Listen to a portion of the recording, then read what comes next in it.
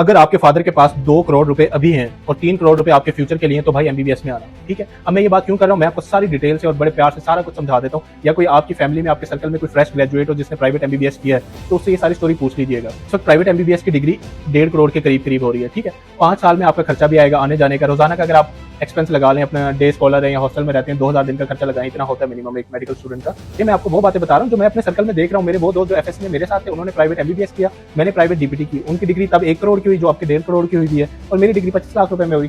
तब उन बेचारों को देखता हूँ तो मुझे उन पर तरस आता है। और मेरे दोस्त हैं वो अपने स्ट्रेस में है कि यार अब घर वालों को लगता था कि ये इतनी प्राइवेट एमबीबीएस करवा दी, अब ये करोड़ों रुपए कमाएगा। वो करोड़ों कैसे कमाएगा भाई? वो अब बेचारा परेशान है कि पाकिस्तान में तो जॉब नहीं मिल रही। पाकिस्तान में कोई 50-60 सीट्स आती हैं, उस पर 12-12 हज़ार 20-20 हज़ार एप्लीकेंट होता है। इसी वीडियो के नीचे कमेंट्स डॉक्टर्स के आ जाएंगे, वो देख लीजिएगा। आप कर लेते हो जी प्राइवेट एमबीबीएस, ठीक है। 5 साल में हुआ आपका 1.5 करोड़ वो लग गया, हाउस जॉब की आपको 60,000 हाउस जॉब में पे मिली।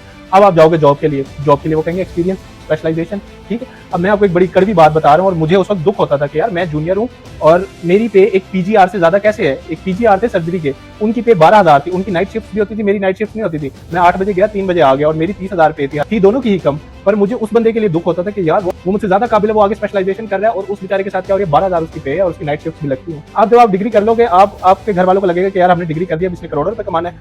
आपको पता लगेगा कि जी स्पेशलाइजेशन भी करनी पड़ती है, वरना कोई भी नहीं पूछेगा।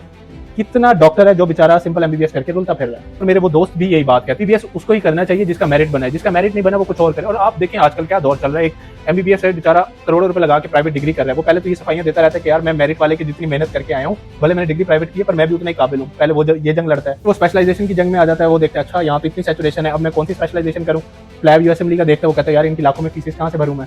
कुछ लोग होते हैं जिनकी फैमिली को पता होता है कि यार हमने बच्चे पे ना एमबीबीएस के बाद भी स्पेंड करना है, तो वो स्पेंड करते हैं, लैब करवाते हैं, यूएसएमएल करवाते हैं, स्पेशलाइजेशन। हर कंट्री के अपने अलग एग्जाम होते हैं, वो देते हैं, वो फिर मूव कर जाते हैं क्योंकि पाकिस्तान में जॉब है ही नहीं। फिर यहाँ पे बात आ जाती है कि स्कोप है या नहीं है, तो फिर इतने लोग क्यों कर रहे हैं। और जो पहले से किए बैठे वो सारे बेरोजगार हैं। अक्सर ये सवाल आता है कि फिर आप डॉक्टर होकर ये बात क्यों बता रहे हैं। भाई मेरा तो इसमें कोई फायदा नहीं है, मैं बता रहा हूँ कि जिस चीज से हम गुजर रहे हैं उससे कोई और ना गुजरे। वीडियो आपको डीमोटिवेट करने के लिए नहीं, ये आपको एक रियलिटी चेक है कि पेरेंट्स के पास अभी 2 करोड़ रुपए हैं, आपके 5 साल की फीस है, उसको वो किसी फंड में किसी अलग अकाउंट में रख देते हैं, तो आए आप प्राइवेट डिग्रीज की तरफ। अगर उसके बाद भी उन्हें पता है कि यार अगर मेडिकल कॉम्प्लेक्स बनाता है, क्लिनिक बनाता है, बड़ा सेटअप बनाता है, तो उसके लिए इन्वेस्टमेंट चाहिए, बाहर जाना है उसके लिए इन्वेस्टमेंट चाहिए, स्पेशलाइजेशन के लिए इन्वेस्टमेंट चाहिए, तो वो पैसा कहाँ से आएगा, वो आप नहीं कमा पाओगे। ये मैं आपको बात बता रहा हूँ, आप नहीं कमा पाओगे। ये जेन्युइन सी बात है। प्राइवेट डिग्री करता है वो जो पहले से अमीर है, तो अमीर में भी फिर क्लासेज आ जाती है कि यार करोड़ लगाने की हिम्मत थी, करोड़ लगा दिया, अब इसके ऊपर और भी लगाना है। एक मेन बात मैं आपको करना चाहता हूँ, हालात हर किसी के हर वक्त सेम नहीं रहते।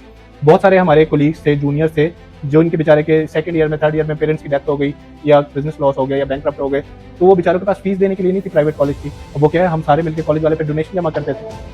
तो इस तरह के भी हालात पैदा हो जाते हैं। तो ये सारी चीज़ें अपने माइंड में रखें। डीपीटी और एमबीबीएस के स्कोप पे मैं ऑलरेडी वीडियो बना चुका हूँ, तो आप वो जाके देख सकते हैं। अल्लाह हाफिज़।